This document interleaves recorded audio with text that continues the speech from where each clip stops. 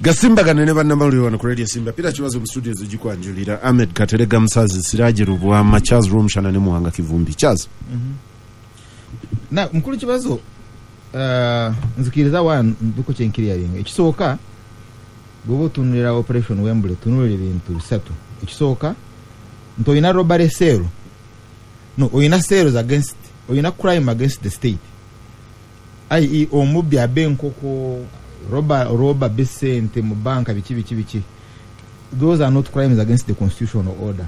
Those are crimes za CID. Naye osanga no naye banka naye kigenderwa kyo kuba banka kya kutandika buyekera. That's at another level. Now but ngayo na gende eyo seri ya abantu mwenda inform omu azena akugamba abantu mwenda kati ekisigadde bota ina munana bagenda kulumba at Radio Simba waliwo milioni 2 informa kya kugamba one group egamba tuba ambushing wakube nga tebana bakubba eyokubire gamba tubakubire mukubba ekitegezo ogenda kuta ne victim wata wegendereza kabe kasinge ne informa naye nga afiramu endala egamba baleke babbe kwata evidence then you handle after the robbery. Now because informa busa tomanya kulwachali kugenda okulaba nga bazze mwenda ne informa mwali ate babye the way it was and they have withdrawn bali mabala bali wawa bali mu nimiro. Now what do you do with them? Kati debate yachiwazi egamba bakwato batwale for trial omara gamba now this is also the time kubabba teka wosere na ine jani babba ne bateka wansi kati you know man sere koze echi ewede why because inayo inform oli bwokwata munana oli no muleka baja kumumanya tu naye mukwatire mu so it's a management issue but tusoka kidebating ku Radio Simba ne tuchimalako eyokubiri geno nonye ku semwezi ya fatia semwezi yali na nyini petrol station semwezi bamutanga tetuna kuyingira mu Wembley so nonya semwezi yaliani semwezi yaliani ate ya fatia kati wochitegerere ekyo then you understand Wembley eyokusatu nayo case experience ngabo wafuna ezo nange nagifunako twaja bali bamuyita bagarukayo bakyaliwo Entebbe Road yasikire taka ya kitawe close to 300 acres near Entebbe Road awo kaja ovude kajansi bagitawo kino ekizimbe kyagwa behakanira bwebaja nga katora nga tona kuyingira mu vale egende bwebaja you turn on your right umusajja antemerako nangamba wano which doctor ali mu safe house naye reason eri bamutulugunya baagala witness abeero mujulizi ku mukazi gwe batematema mu bitundu because bamutematema mu bitundu then the trunk ne bagiteeka wa which doctor ebimune babiteeka wabagarukayo and there was a trial because I even remember then atera wabagarukayo ro yanga amazo okufuna story eno naye nga bana bavubuka baba mu Wembley bamuyina and bamuforcing as a witch doctor akirize nti yes ye yalagira ye yawa advice bagaruka ya leto omwalo oyo amutema ateme akolerewo emikoloje ku bintu by'ettaka and omusajja nagana so kyali kigenda okumussa kugana and so bogobera babiri muno of course I agree it was extremely very dirty naye ngolaba nti obutumba fo obo crime eyo ate se kyali ekigenderwa kyokulwanyisa abatuju the robbers, the violent crimes. So I agree with you nti biberayo naye be bantu bamwe tibyakolewa abajapani. Now so what are you saying? Don't get it but ngamba ne jogana muri Italy. So crimes against the state ne crimes ezimenye teka eri apeno code yo zinada feza bulijjo Museveni bwaba ayingira crimes against the state ayingira watya ekizibu mukuru Museveni kyayina is not intelligence led system ye is not intelligence led system ya Museveni is Museveni led nti ye Museveni bwagamba nti kibazo is my friend, is our supporter, intelligence take off full stop. It can't contradict him. Museveni bwagamba nti kibazo mulabe, however good you are, kati mulimo gwa intelligence to prove nti oli mulabe. And so that's why you get problems. No sayanga intelligence agenda kukola investigations instead of doing intelligence. I.e. informer kugambye Mwanga Kivumbi ayina rebel, sorry to use your name, a rebel cell Butambala bantu ameka bantu 4,000 ayina kampi ya 4,000 Butambala. So basics za intelligence ziriwa bapamawa kwa abantu enkumi nya gundi olulimi okay chikolechi because I can't put it in Ruchiga. Okay, how do they, where do they help themselves? Okay, Uganda. Bete uliza. Okay, fine. Why no kubera wentumo? Because again in teulabanti. Now this is intelligence boss. Umuryango again tabagayita urubungu. Now mere abantu enkumi nyayo bali as a camp ngabanga tobaletera mere kuva bweru emera mu. So those are basics really is our intelligence. Byotani ko kujja muture move bias naye wabanga sichecho Mwanga Kivumbi okwata bukwasi nga batugambye inaba yekere enkumi nya ani kamanda wawe. Now you have begun investigations, you are now not doing intelligence, and mu investigation zezo question erinti bani bokola ki bani bokozesa. So ekizibu kya Museveni is ye amanyinti there is going to be an insurrection. You remember that time nga agamba after nominations mbaraba byomujira kati baba baraba kulwaki tokiziyiza kulwaki te wakola arrest zino zokola nga tekina bakuba. It's because yali ina idea oba informa ya mugambi oba yakirabye oba radio intercepts, I don't know, technical intercepts, I really don't know, but toina picture now kati kibaddewo kati bwe kibeerawo nozana okutebereza kyenagamba kiri kamusungusungu okunoku ndi ashwerwa nkashi kali akanyungo kagamba kamusungusungu ndifumbirwawa oba no wandura amalusu ku ngalo n'okuba gye gagwa n'ogenda okunoonyeza eyo. You now start those kind of things, and so that's where we are. Omufunirayo omutofunirayo. Now bokozesa this is also my personal experience. Nali military training nga tuli ku topic what they call a raid. Ngene jiwarabe ya Israeli je akole Entebbe. But instructor na atugamba mu raid eyino kubanga iri sharp, eyino kubanga iri short, totwala bisera bingi ate but it's supposed to be extremely very brutal. Enga tayina kisana katono. No mukaza ayino olubuto olukola ki olufumita mu ekiso. No, this is an instructor named Gamante, but afande, there is the international law. Wewe tulikwambia hiyo mambo ya constitution na human rights wacha kwa kotagadi. Ochara afuka na musangu ndeta mugomo ndeta okwegugunga mu training. Then no, you see tuina international law, tuina laws west is guiding ulutala ubive kwebyo. Because mindset yo mserikali olyasomesa yeyo. And sometimes by the way no bola ba mawanga amagunjufu zi Israeli zo za America zo bwezazo kwa raids chora bayina badi collateral damage. So kata musirikala ina training eyo bo mugama ntigenda aba surprised bana bako abatta zebra ba isabulungi family ye really cyo chewunyisa but katwende ko tolabe. So oli bwakwata kibazo, sorry to use your name, bwakwata person X bantu 10 ogenda okugira mu bwati nga abajjemu amaaso musanvu kwabo abajjemu amaaso. How do you give a police bond? How do you give bond or bail abantu abatali mu maaso?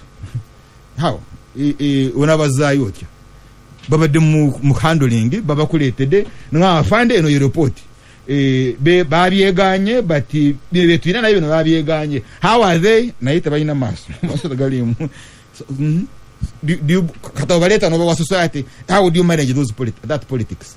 Ndoza osangira nti bano tubayina bano tetukoze eki bano tetubayina ezo nazo nebizibu biryawo but biva in your level of training biva in you remember bana bakyala beguru abeyaruwa bwe bakwata bwe batta byabachagula ne remember that by election abakyala babaleta mu koti nga ubukyala bwa buva mu musayi you remember but they didn't even take them to hospital how omuntu omuleta otyo mu koti one of them I think is the daughter of Madada bamuleta omudwaliro nga mbeera mbi nnyo nga sema n'omusayi but this was a simple demonstration and this is a woman really you know kutuka ku level mukola that damage natana okusema omusayi so that's the nature of your state otuwadde history yayo bwetyo weri now katika ngende ku bigroup bya bamuwanga kibumbe bino Mukulu Museveni declared it an insurrection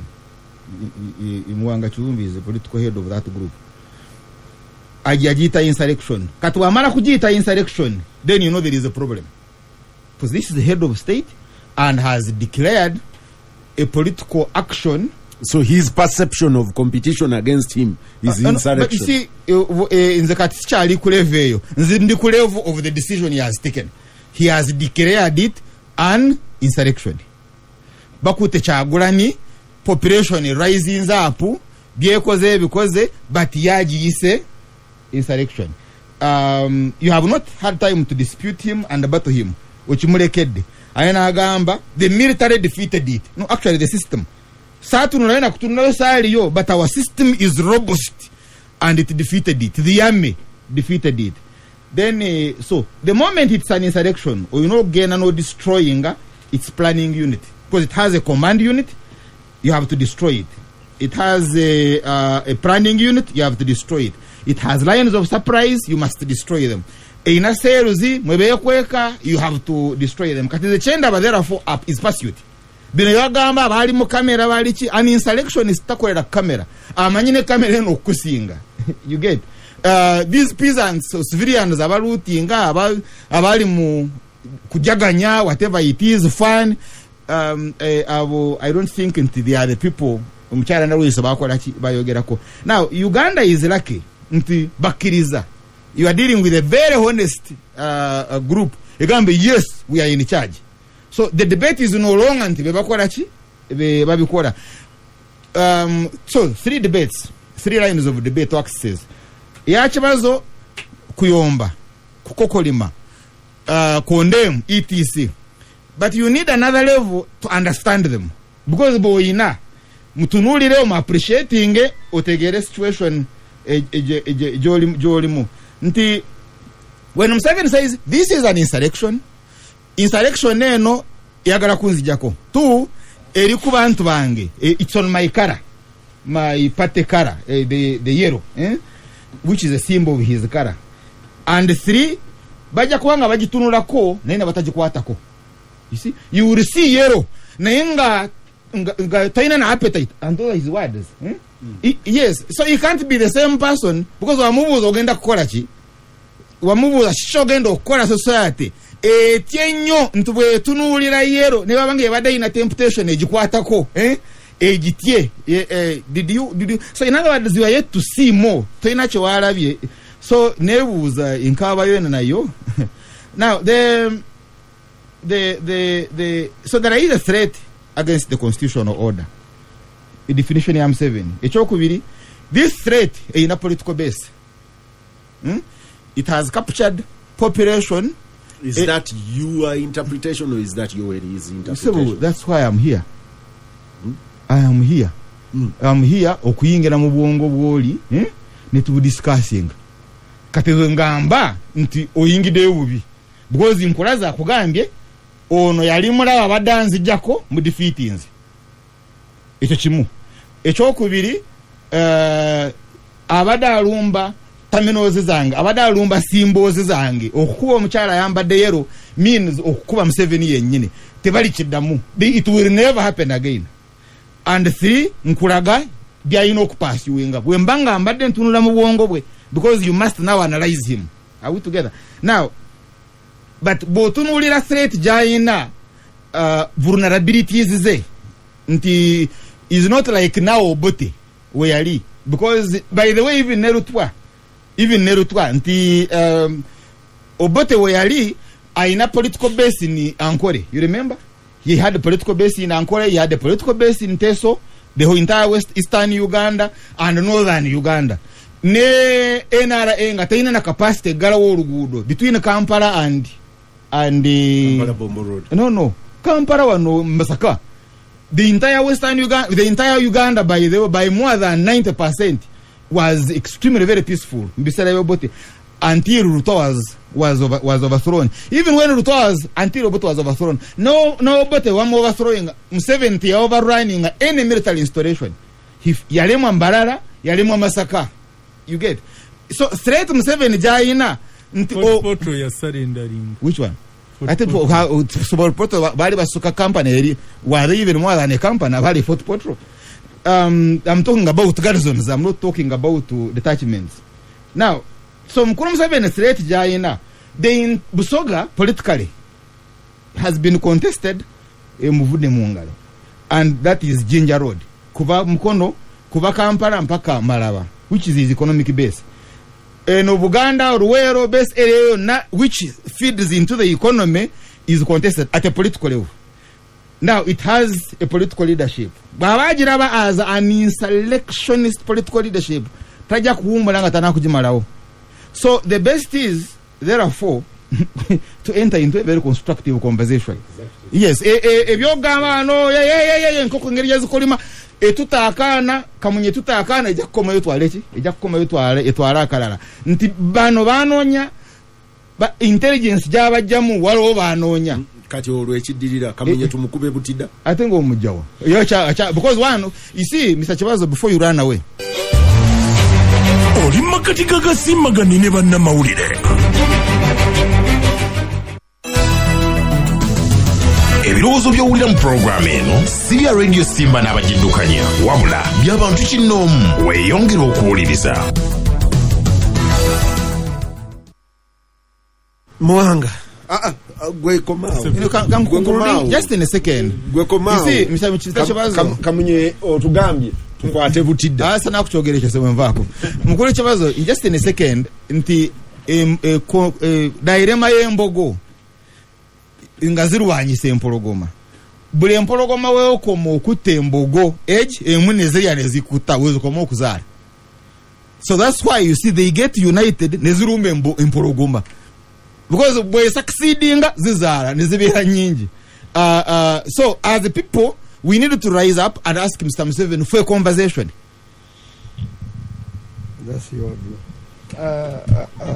Peter, embogo zinzo butasaba conversation zinzo kulinnyo obulinnyo empologoma enaku zino media houses nyingi ezibadde zimpita okwogera ku bino nga sigenda ne debate yali mu parliament bankubira nkore response ku as a shadow minister nesigikola because kwali kunyumyamu mbozi basically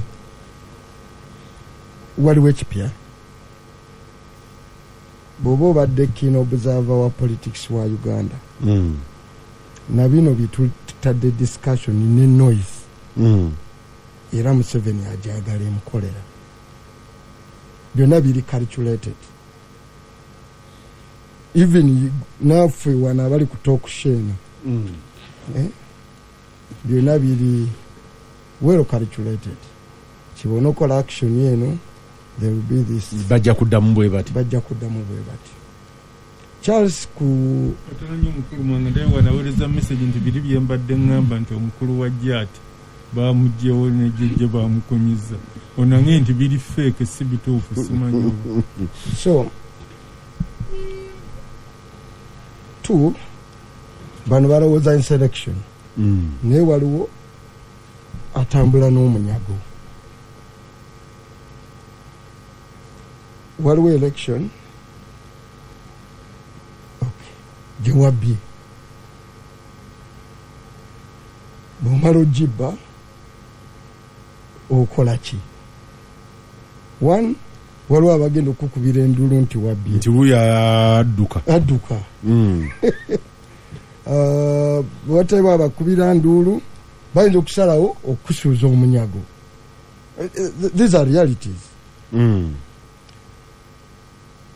Population ekusuuza omunyago eri known. You can even define it. Wali agimanyi. Because the beauty Museveni gyalina nange gyesina naawe nti asobola n'okutuna results ezo n'entuufu n'azimanya. And era kiba mu interest ye obutatwala zaalwa omushana ze yamuwaako lumu. Abo bonna yabagoba buli yatuula mu kati n'aclaiminga nti muzeeyi ffe twakudeliverize bonna tuli ku street nze mbagulira caayi. Kibazo ng'anini caayi mwanga kibumba wambule wali butambala nani nono Aisha Kabanda. How? So bano bakapede buli yasituka n'amugamba nti muzeeyi neffe tuli responsible for this victory. Bali ku street bwe bansanga nze ngula caayi gogula caayi. Kakati ye beauty jaina abasinga, let me say badeko near even abali opposition leaders ababa contestants. It is very difficult near to a total order mu democracy zinezikyakula okuba ne capacity sobola okumanya obululu bwo nyini bwe bakuwadde kwa n'obwo busobozi. It's capacity and capability gyoteka okubanga wakola over time. And the nature of our politics ojja nga toli prepared ku bintu bingi kati nga Charles Mukasajja tuyanoonya emikono ngagenda kugezaako ne beyandyesimbyewo ne bamubba n'okumanya nti bakubbye n'obululu bwe buti naye obeera ne capacity kati oyinza okuba naye togiina. No sigamba lw'omushara ngamba abakontestinga bangi nnyo baba tebalina busobozi obwo teka okuba wabuzimbye ne oli beauty gyalina nti yate capacity emanya kyewamusinzizza akimanyi kakati adiringa naawe si ku face of the figures eziriwo adiringa naawe tadiringa naawe kuzaabya abakama adiringa naawe ku reality gyamanyi facts zamanyi n'agamba ti magnitude ya threat yono yenkana wano I'll respond. Election buli omuntu ayinza okuloza nti wano Museveni yagi losing tubesije ziri ezo 2006 what was the reaction nga Jeno Tumukunde ne bano bali mu charge bomu zakubitukana wona mpaka uzavuga era the same talk yaliwo insurrection obuyekera you know era biwasanga same talk waliwo abageni bamanenero betubadde twogerako wano that's when they became the maneneros. Era waliwo formations obuyekera. For example nyinza okubira the shocking detail olunaku lwe baannouncing election on Sunday baza announcing ssaawa nga 8 by ssaawa 10 ez'olweggulo waliwo abookya ebipiira mu Masaka town. Okay? By 5:30 the military yali ekuba amasasi the entire Masaka town. Question is ani yayokya ebipiira? On a reflection bakada ba state kangambe bayinza okuba because it is something we got interested in. Abayokya ebipiira bali bakada baki ba state. I've told you bali bakada ba state. Reaction kuba amachi amasasi on the face of it people just be condemning ogende ku radio byogereko but it was stage managed state nga yekitaddewo kakati bino ebigenda mu maaso byonna it is an operation under the control and managed by Yoweri Kaguta Museveni. Okwata okutta okusiba okolaki a case study which you must Peter take in bano abali mu media bani abali mu drone yozo abatudde mu munda kuba teyevuga yokka Who are the personnels abali mu drone? Ono kategoba ono yakyogedde kwani either ono bani wano anti nakyogera olwaleeta IGP ne bajjayo mu hwezi ono ne baleetayo ono nembaga nali ndowooza ku programu eno oba endala nembaga for me of interest is what they are going to do nga bano be baleese because bano si be bagenda okuba mu operation kye bagenda okukavalinga because on Charles n'abalala bakimanyi on the record a mapped area eri contested eri no eri from Mabira so olugitwala kyaza agivuze oluguudo lw'ejjinja lwonna mpaka no oluguudo lw'ejjinja maybe but for of keen interest yene eri wano era kati bwe wali mada teziri Acholi teziri mu Western Uganda n'olwekyo the bigger question gye tulina okwebuuza ye nature lwaki tugenda mu bululu n'obululu bwe tubugendamu are we really genuinely giving people an opportunity to vote oba tubakema so why Chovalaba you have an honest Amin remains one of the biggest heroes. Best Democrat. yeah, he remains a very honest man. Just even a pretense. And for me in the process, Peter. Central Africa, no. Mutabani wa Bokasa yabadde awangula. Era kati alina oli General Bonzize. Nekati kububibwa Bokasa.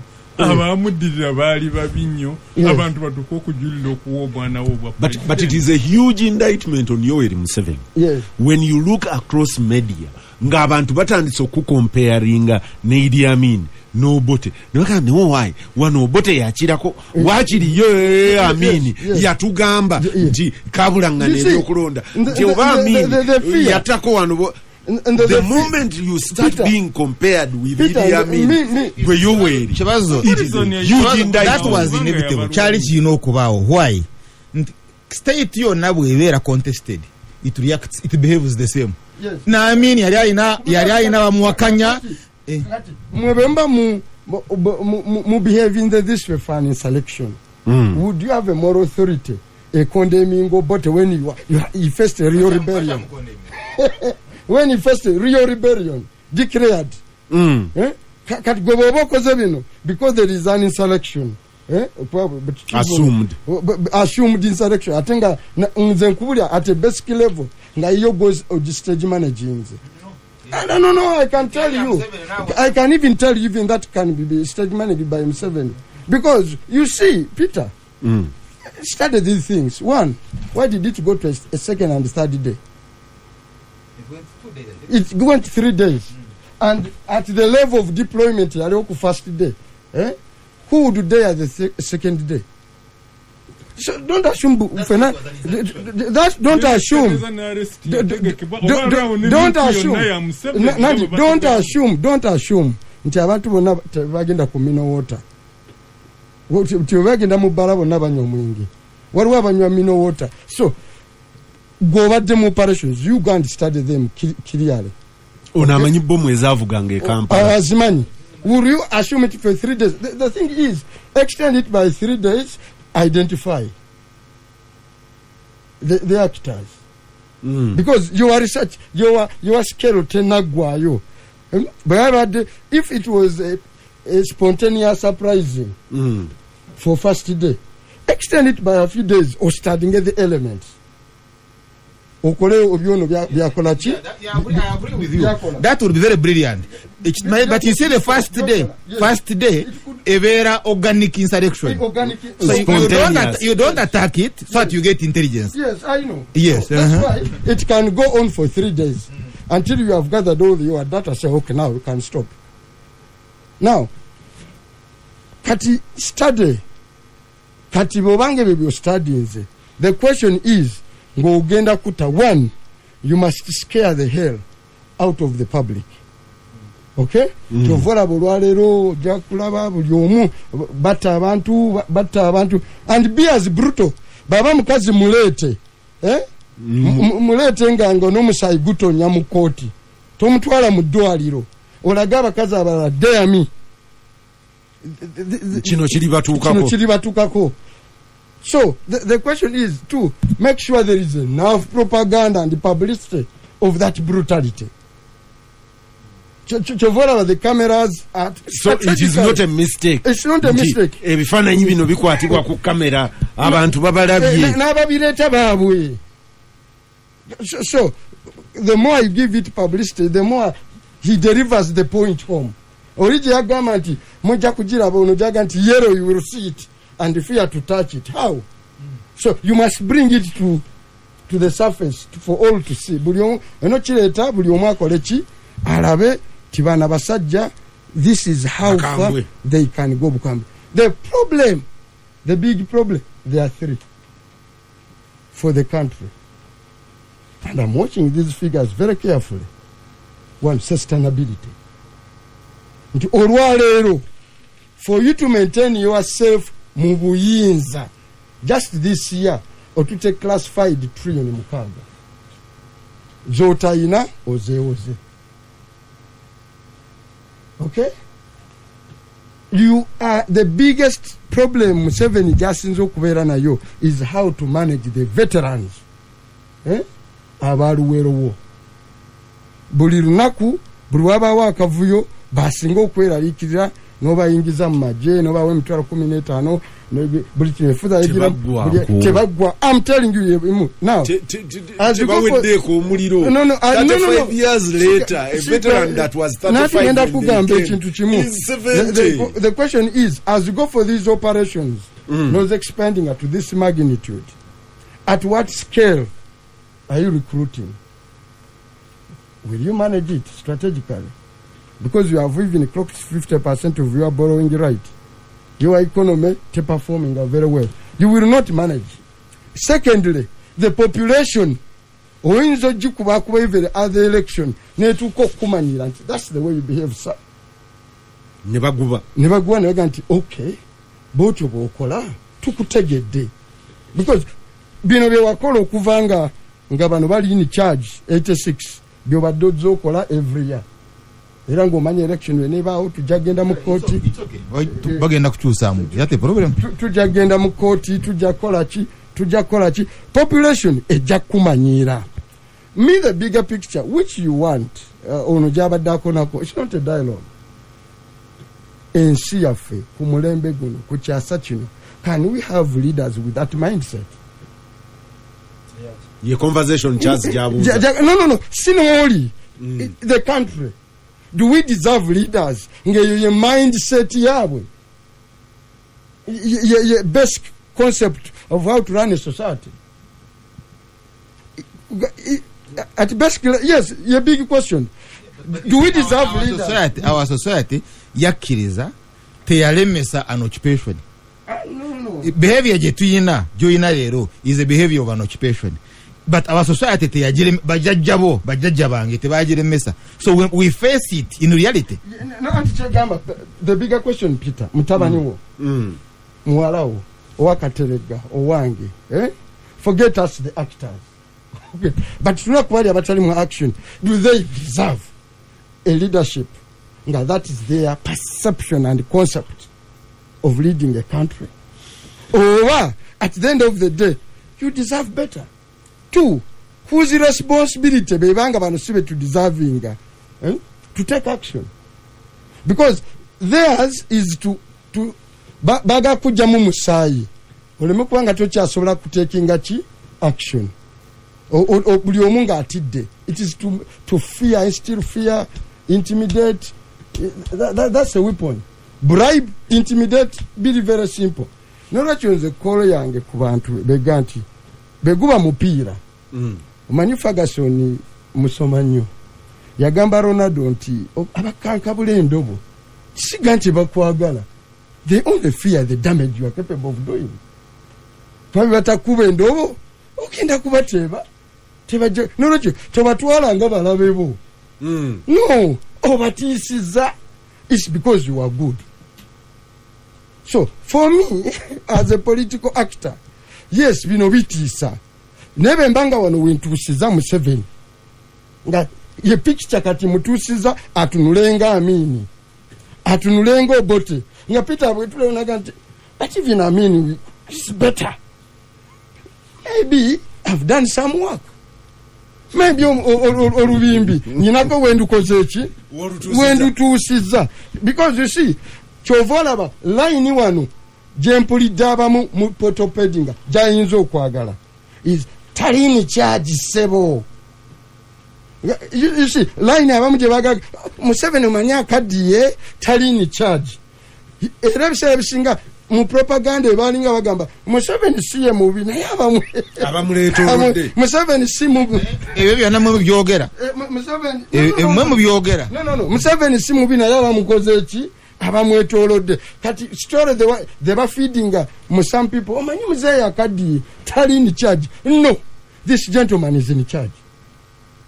Bino ebikolwa abisanctioninga from the days line jinafunaka attack nyonyo was I put that line there was an attack on me was to say Kayihura jasobola okubeera IGP for 30 Jeremy Kimeka 12 nakola byakola ku classified expenditure nga Museveni tamanyi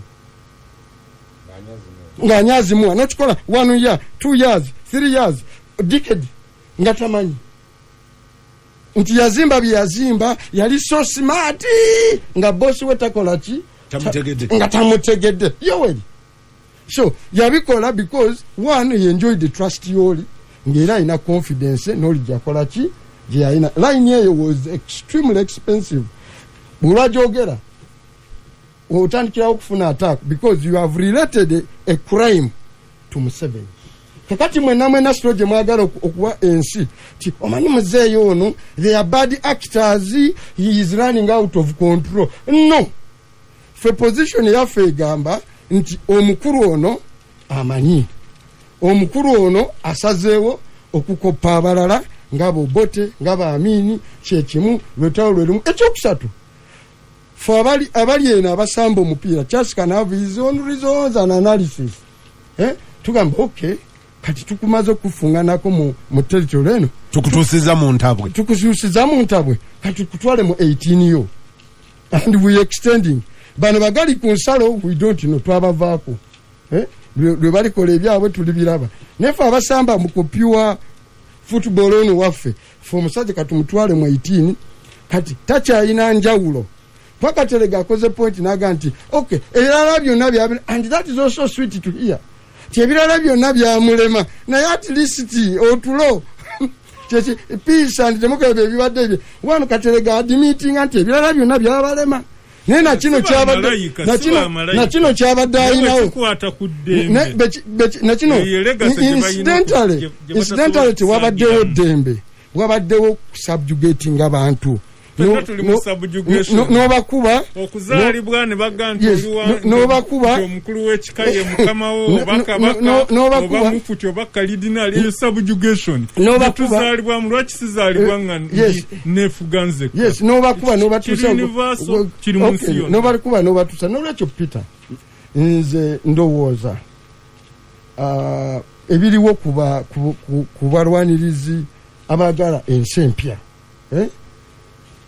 tubali kuluzinga mutima nze ndowooza tulina we tutuuse twongeremu bwongeze Bobi kyagamba nti kasukali keeko gasimbagane ne bannamawulire bwenkomawo tugenda kukwatayo ebintu bibiri byokka ebirala comment okuva across the table nja kutandikira wa Siraaje wabaddeyo mukwano gwange omuyaŋŋa nti ye tasoma byaba donors bibagamba naki ne tubadde ne European Union ndalabye ndowooza monitor yakulembera ne story ganti batustukiddemu bakoze comment eri ebyobufuzi bya wano biina value ekyokubiri very small matter very small matter naye I thought it very indicative munsi y'omusolo mbadde ndiringa nnyo n'aba URA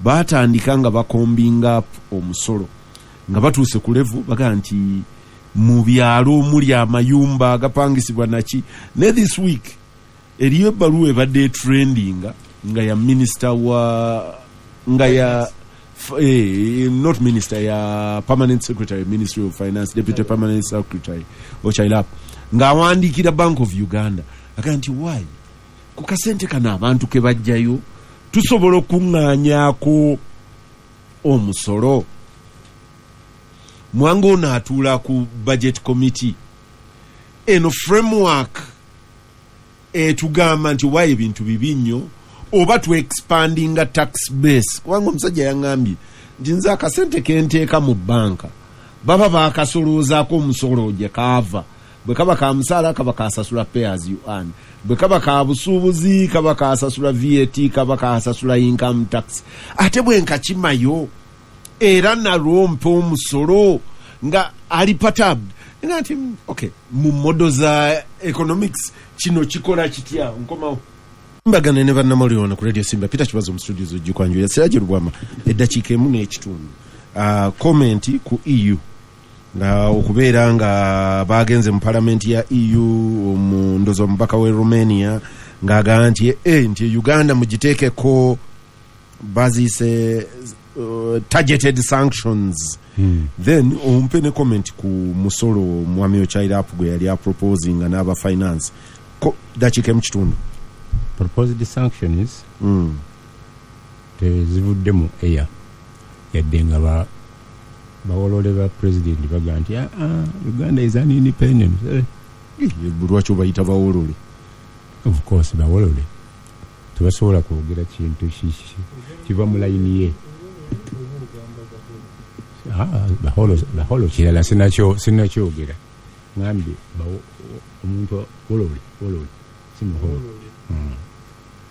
so abasajja abo ng'ogyeko bino ebyegasseemu ebirala obutuufu Uganda teri stable muki mu economy yaayo bw'otunuulira ebintu byekozeeko expense ne bikyakolako president yali ayogera yaga nti Toyota yeesinga eri mu security classified expenditure naye nga capacity giteekawo lijja ku musolo gwaffe senga European Union eteekawo sanctions nga bwe yagambye senga ekituukiriza ekyokubiri nti tulina kati abakulembeze abatwala sente nnyingi okusinga neki bw'ogattagatta buno bukanso obubayisizza okunyako ng'obazeeyo ne baga nti mufune allowances president alengera mu maaso kyobola akalaga nti sijja kukola ki saagala third party bwenaaba nteesa n'omuntu manya adressi zaabwe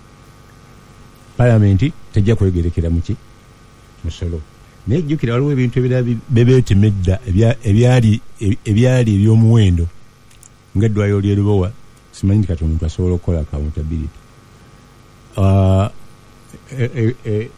Genje expressway bakomaawo lukuli kumenyamenya buyumba ne basasula awo terigindi tulina geje leerwe gyetulabanga ey'omugaso eri eggwanga okusinziira ku Museveni gwe babadde atugamba nti saawa etuuse mu campaign okulaba ku geje ey'omulembe tosobola giraba nga ya mulembe ne budget eno president abadde akola ki popularity gonja simanyi kasugani nyanya temubijjako muki nsenene temuzijjako musolo ng'ayagalayo bululu tayimu egenda kutuuka kakati obululu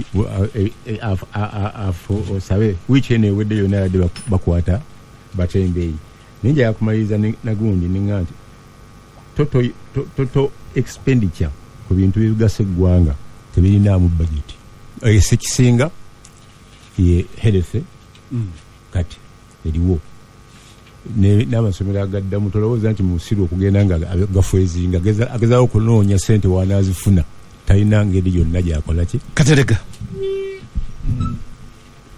nze bino ebya nattiza abaibulaaya naki binzijukiza twawadde n'ebijaguzo bya enkyukakyuka za Iran ku Mande yali omuwandiisi w'ekkalira minisitule y'ebyobulamu kati ali mu Education Service Commission Dr. Asmani Lukwago n'agamba aba Iran nti kati musajja kudde mwe bakirimaanyi mu Middle East temujja kumalako nga mulwanagana na Isiraeli ne Amerika. Ekiseera kituuse mugire ki muteese mukkaanye muwasiganye n'ababaka.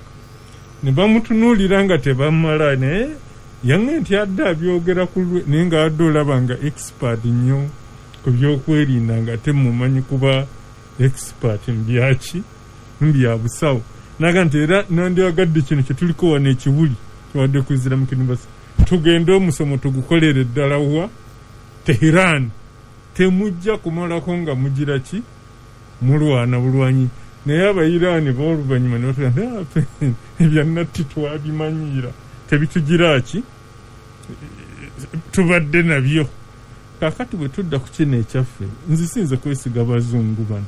Ebiseera bisinga Abazungu bano baba blackmailinga Museveni. Waga Bobby n'amukozesa ki nga Museveni alina watandise okumuwaganyalako ngamba Omuzungu.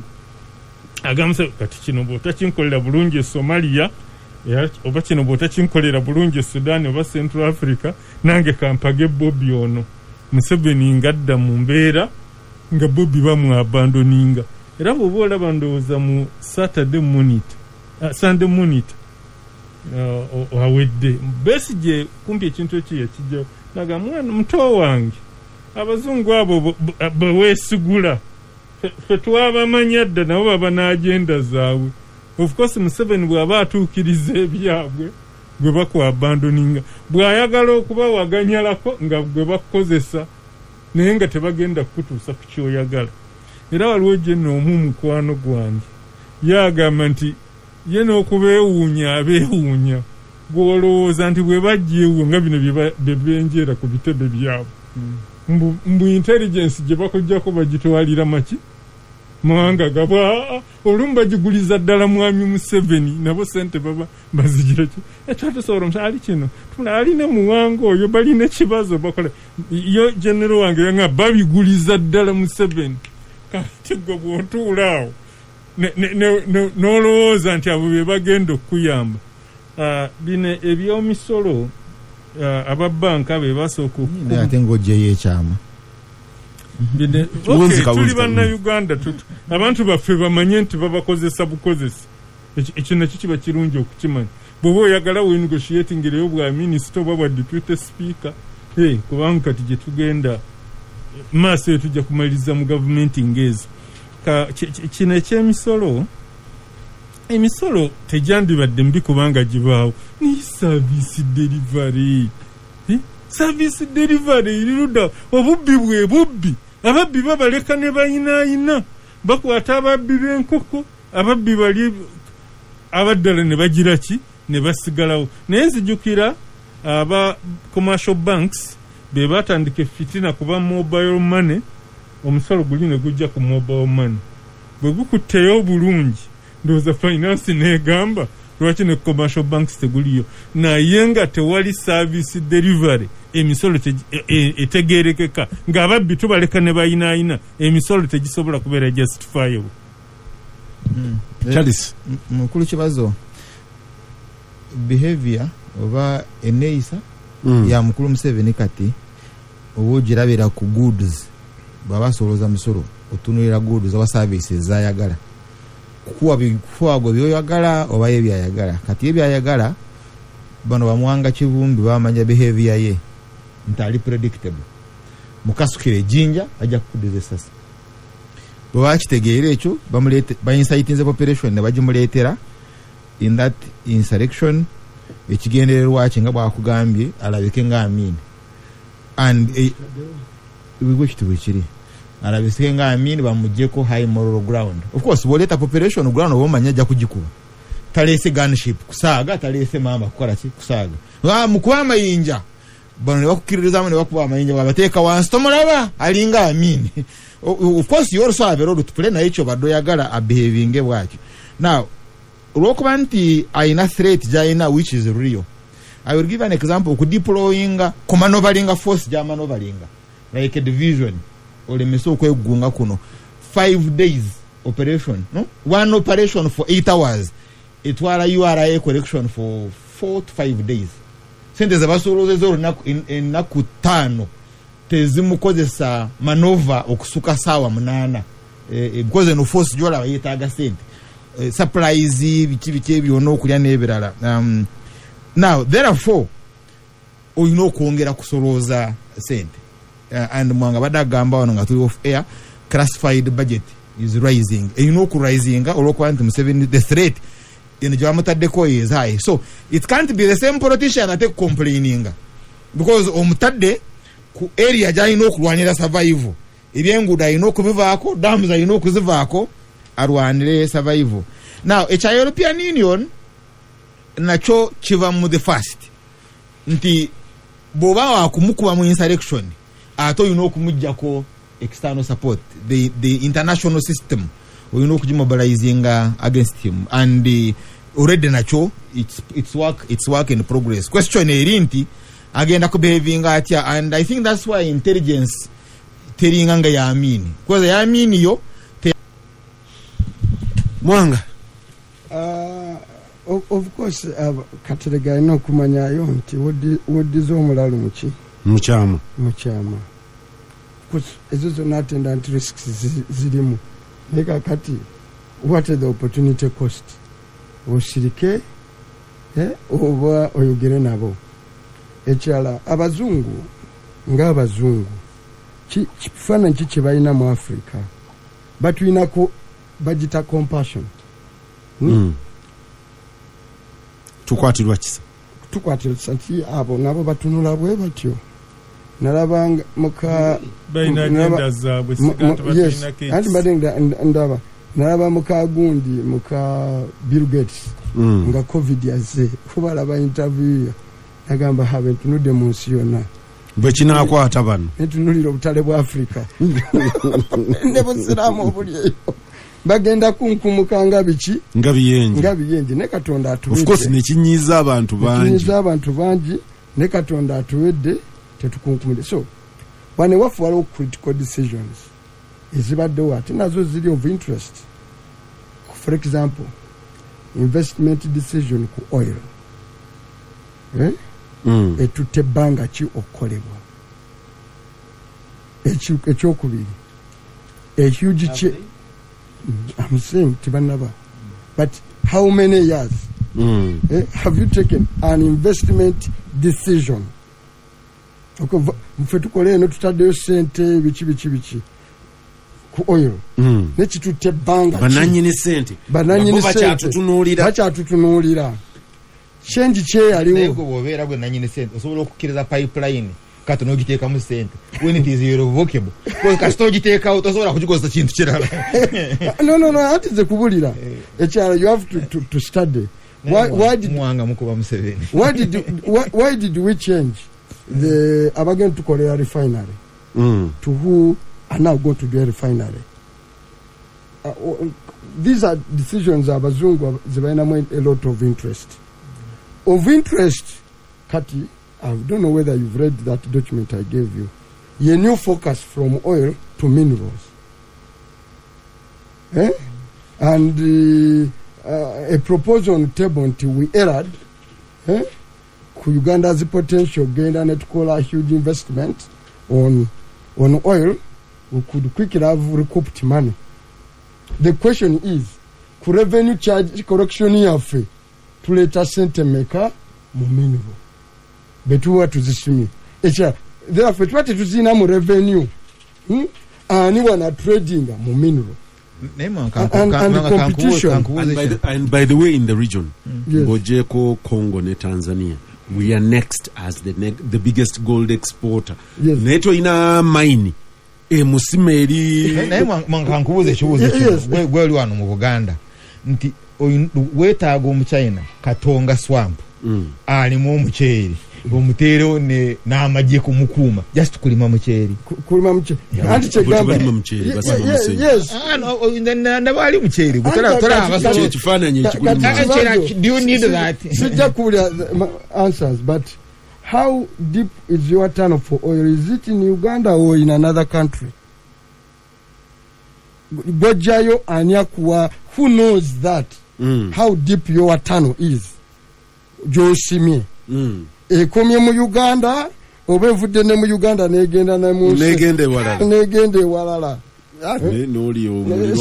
mulirwana atunda amazike gaffe sagala bigenda mu nnyo gwe bwoba osimye 5 somewhere ogikomya mu Uganda oba evaako ne mu Uganda negende waki pipeline eno kubeera viable yetaaga na kutambuza oil ya Congo but atoyina insecurity mu Kivu sebo si kugamba oil kugamba minerals eya mineral bwoba osimye 5 wansi wano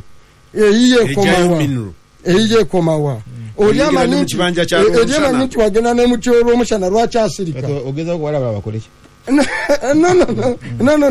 no the question nkubuuza nti abazungu abamanyawo ne fight between Uganda fatujite inefukuzi eringe messe egena mu lumonde wansi nejali kali nkaronjero netambula katimanyoro kachobuze netusewo ase wenda masaka tegende eri ne gojogere ekigenda obuze edawa so kati Peter ne global fight for capital and resources eri between now imminent wakati wa China ne Western world. Actually, the big culprit about the death of democracy. Both forces in Gaziko, because the only honest president could talk from Western world about the Trump. Donald. Naga fetibagenda kuchime benga momwe kwa sabi ne biteka era ne one yasose chitana bachemvo kinga. Biden. That one obutaja minerals na bya bugaga where there is perceived crime eyotana bajire evokinga ebirabyo ne agenza buri evoking echo touched among the first because you are doing so as China exploits ogamba the sijayo but you buy from them so it doesn't pay so mukuru mwanga why brought Chinese katonga ndoze ebizibu bya European Union byandiva nti wano tuwe taka lya fair aba China. It could be. I don't think taka alone is an issue. Abazungu, they are safe on food. So I've told you that the focus on Uganda is on mineral, and mineral twinner of every nature. Remember the fight here. Why we have remained close to North Korea. And what's your friendship about? But I want to end it there. Quite recording. No, Rachel, Ochimanya, there is the whole talk. There are a lot of conflicts in Mubazungu ne concessions. Kati, Muba political actor wano. It doesn't stop me and we're in a democracy to also take advantage of it. Omuzungu baba ina wo interest ye. Nganze kwatagana no extending a frontiers of democracy. No, an inch gamba kutunda Uganda. There could be a meeting of interest.